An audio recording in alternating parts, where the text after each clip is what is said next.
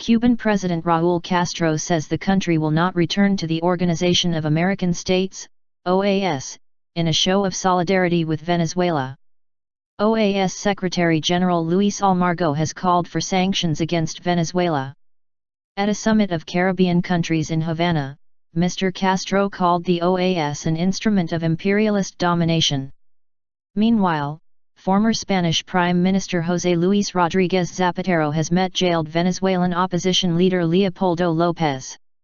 It was Leopoldo Lopez's first visit from anyone other than family members or lawyers since the 45-year-old was sentenced to 14 years in prison last year after being found guilty of inciting violence. His supporters insist he is innocent and say he was jailed on trumped-up, politically motivated charges.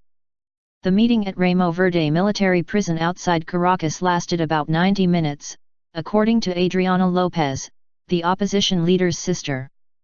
Mr. Zapatero is trying to negotiate between the opposition and the government in Venezuela's worsening political crisis.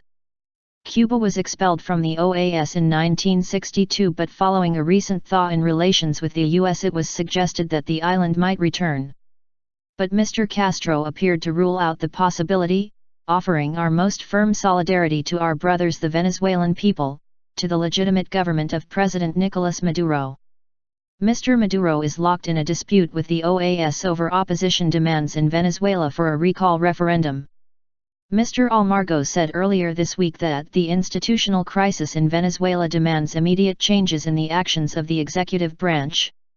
He has called an emergency meeting of the OAS at which member states will decide whether to invoke the Inter-American Democratic Charter, which could lead to Venezuela's suspension from the regional group.